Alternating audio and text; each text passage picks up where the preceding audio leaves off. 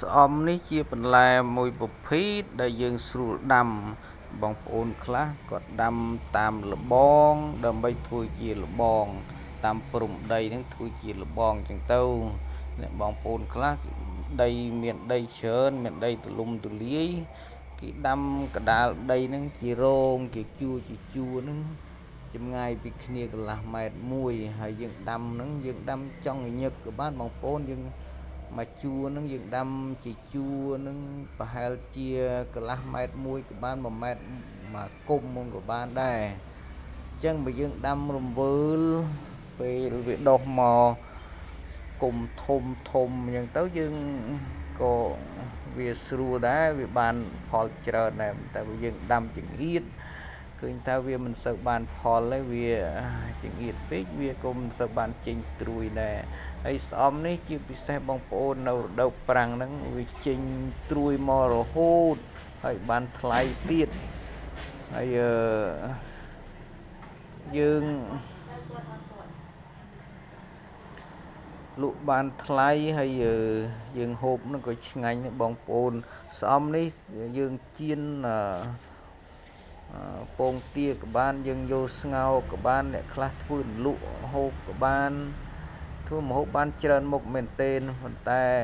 ចំណែកបងប្អូនខ្លះគាត់និយមចៀនតែស្អំ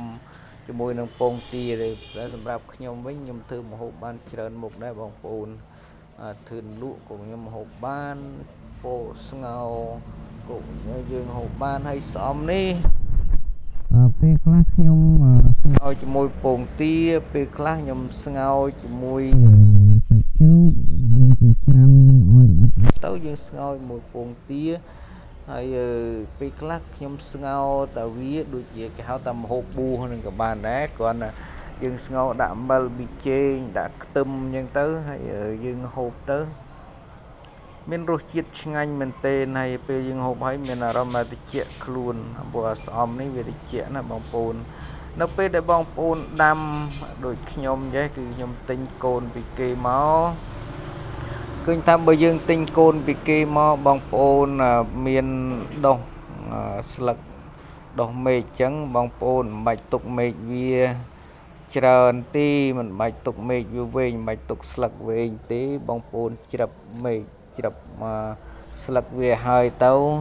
ហើយបើវាដុះស្រេចអញ្ចេះដល់ពេលយើងច្រឹបឲ្យស្អាតអញ្ចឹងទៅយើងតបពីដាំហើយយើងបាញ់ទឹករាល់ថ្ងៃអញ្ចឹងទៅឬក៏បងប្អូនដាំបាញ់មួយថ្ងៃម្ដងឬបងប្អូនបាញ់ទឹកមួយថ្ងៃ2ដងអញ្ចឹងទៅកាលណាបើបងប្អូនបាញ់ទឹករាល់ថ្ងៃឬក៏2ថ្ងៃម្ដងអញ្ចឹងពេលណាវាលាស់មកគឺវាត្រួយនឹងវាថ្លោហើយបងប្អូនកាត់យកទៅស្លយកទៅហូបបានភ្លាមតែម្ដងបងប្អូនមិនបាច់ចាំឲ្យវាដើមលាស់មែកមកធំហើយចាំកាត់តម្រឹមវាហើយពេលវាចេញត្រួយសារទី2ទី3មកបានបងប្អូនកាត់ត្រួយយកទៅស្លនោះទេ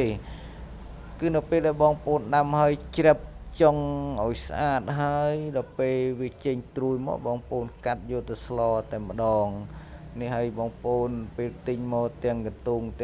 ដែលគេបដោះស្រេចចឹងមកយើងជីកលងឲ្យរៀងជ្រៅបន្តិចទៅរដូវប្រាំងចេះយើងហើយបន្ទាប់មកដីដែលគេដាក់ផ្សំកូននេះយើងដាក់ឲ្យស្មើនឹងដីទៅហើយដល់ពេលរដូវប្រាំងចេះយើងស្រោចស្រួលស្រោចទឹកផងបន្ទាប់មកដល់ពេលដល់រដូវវស្សាបងប្អូនអាចធ្វើស្មៅនេះដូចដីផ្សំអញ្ចឹងគឺដូចខ្ញុំដាក់ចូលទៅខ្ញុំដាក់មកស្មើដីហើយយើងមានកុហុកអីបន្តិចទៅយើងស្រួលស្រោចទឹកនៅរដូវប្រាំងចេះប៉ុន្តែបើរដូវវស្សាបងប្អូនត្រូវសេរីដីឲ្យម៉េចឲ្យរៀងទួលបន្តិចកុំឲ្យដក់ទឹកព្រោះអាស្អំនោះវាចាញ់ទឹកដែរណាកាលណាវាមានទឹកលិចឬក៏ដក់ទឹកខ្លាំងពេកក៏វាមិនសូវបានផលល្អហើយវាអាចនឹងងាប់ទៅក៏មានដែរអញ្ចឹងស្អំនឹងវាមានអត្ថប្រយោជន៍ច្រើនណាបងប្អូនអ្នកខ្លះយកទៅស្ងោរសាច់គោក៏បានចឹងបើបងប្អូននិយមចូលចិត្តស្អំ បងប្អូនដាំតាមព្រំដីរបស់បងប្អូនក៏បានបងប្អូនដាំធ្វើជាលបងបងប្អូនមានដីទំនេរដាំចោលនៅក្រោយផ្ទះនឹងក៏បានប៉ុន្តែសូមបញ្ជាក់បងប្អូនណាថាបើសិនជាបងប្អូនដាំហើយមិនសូវកាត់វាទុកឲ្យវាដុះមែកណានៃហ្នឹងក៏វាមិនសូវបានផលដែរអាសត្វស្អំហ្នឹងអាដើមស្អំនេះបើបងប្អូនកាត់កាន់តែច្រើនវាចេញកាន់តែច្រើនវាបែកមែកសាខាហើយក៏វាបាន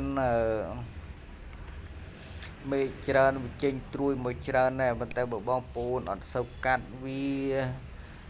ដុះទៅចេះតែឡើងទៅលើទៅគឺវាអត់នេះអត់ទៅបានចេញត្រួយនេះដូចខ្ញុំនេះអាស្លឹកដែលខ្ញុំដាំហើយខ្ញុំដល់ជ្រាបចូលអស់បន្ទាប់មកបងប្អូនចាំមើលដល់ពេលវាដុះត្រួយមកគឺខ្ញុំថតឲ្យបងប្អូនមើលថាដុះត្រួយមុតល្អយ៉ាងម៉េចហ្នឹងឃើញអានេះគេខ្ញុំជ្រាបចុងទាំងអស់អញ្ចឹងយើងជ្រាបឲ្យស្អាតដល់ពេលដែលយើងជ្រាបអស់អញ្ចឹងទៅហើយដល់ពេលវាចេញត្រួយមកគឺវាមានកម្លាំងត្រួយនឹងខ្ញុំដាំមុនខ្ញុំកាត់បងប្អូនបាន